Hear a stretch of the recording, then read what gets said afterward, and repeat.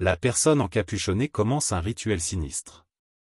Elle parle dans une langue étrange et invoque des entités sombres. Je suis incapable de comprendre ce qui se passe, mais je peux sentir une énergie malsaine se répandre dans la salle. Finalement, le rituel est terminé. La personne encapuchonnée se retourne vers moi et me regarde droit dans les yeux. Je peux enfin voir son visage, mais c'est quelque chose de terrifiant. Il n'y a rien à la place des yeux, juste des orbites vides et sombres. La personne sourit d'un sourire maléfique et me tend l'objet brillant. Je le prends sans réfléchir. L'objet brillant que j'ai pris dans mes mains est étrange et mystérieux. Il est froid et lourd, et émet une faible lumière rougeoyante. Il a une forme étrange, qui ne ressemble à rien de ce que j'ai vu auparavant. Je suis incapable de décrire précisément à quoi il ressemble, mais il me remplit d'une crainte viscérale. Dès que je touche l'objet, je sens quelque chose s'emparer de moi. C'est comme si quelque chose de sombre et malsain s'infiltrait dans mon corps, s'installant dans mon esprit. Je peux sentir une présence étrangère en moi, qui lutte pour prendre le contrôle. Au début, je pense que je vais pouvoir résister à cette entité maléfique. Mais bientôt, je me rends compte que j'ai sous-estimé sa puissance. Mon esprit est envahi par des pensées étranges et des visions terrifiantes.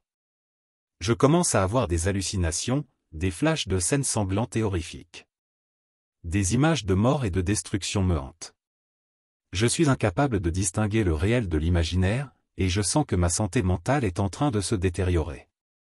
Je deviens agité et nerveux, et je commence à parler de manière incohérente. Mes actions sont imprévisibles et chaotiques, et je suis incapable de contrôler mes mouvements. Je me mets à frapper les murs et les portes avec une force surhumaine, comme si je possédais une force étrange et surnaturelle. Je suis pris au piège dans cette tombe maudite, avec pour seul compagnon cette entité maléfique qui cherche à prendre le contrôle de mon esprit. Je ne sais pas combien de temps je vais pouvoir tenir, mais je sais que je suis condamné à souffrir pour l'éternité. Je ne suis plus moi-même. Mon corps s'est métamorphosé en une forme humanoïde étrange, avec des membres allongés et une peau grise et écailleuse. Mes yeux sont devenus jaunes et mes cheveux ont disparu. Je suis devenu une créature difforme, possédée par l'entité maléfique de l'objet maudit. Je suis resté sous terre, dans la tombe où j'ai trouvé l'objet. Au lieu d'avoir peur, j'ai commencé à comprendre que je faisais maintenant partie des entités que j'entendais auparavant. Les murmures que j'entendais étaient des voix de créatures similaires à moi-même, et j'avais inconsciemment commencé à les reproduire moi-même. Je me sens dévoré de l'intérieur par cette force obscure, qui s'exprime désormais à travers moi. Mais au lieu de résister, j'ai commencé à me laisser guider par cette entité maléfique. Mes mouvements sont devenus fluides et gracieux, comme si quelque chose de plus grand que moi me contrôlait. Je suis une marionnette entre les mains de cette entité maléfique, mais je suis devenu plus puissant que jamais auparavant. Je sens que la présence de la personne encapuchonnée est toujours là, bien qu'elle ne soit plus visible. Elle se délecte de la situation, heureuse d'avoir trouvé une nouvelle victime à sacrifier.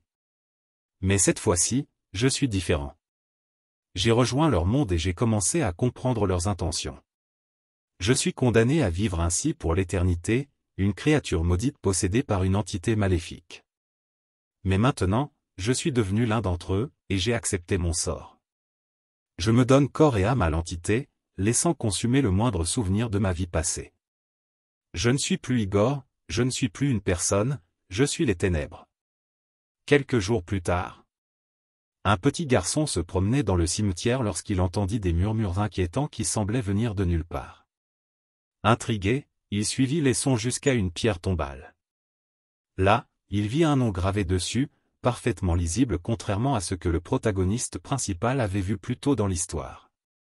Sur cette pierre tombale était inscrite le prénom, Igor. Le nom lui était inconnu mais il ne pouvait s'empêcher d'être fasciné par la pierre tombale et par les murmures qui continuaient de s'échapper de celle-ci. Il décida alors de rester là, immobile, à écouter les murmures pendant un moment. Quelques jours plus tard, on apprendra que le petit garçon a disparu.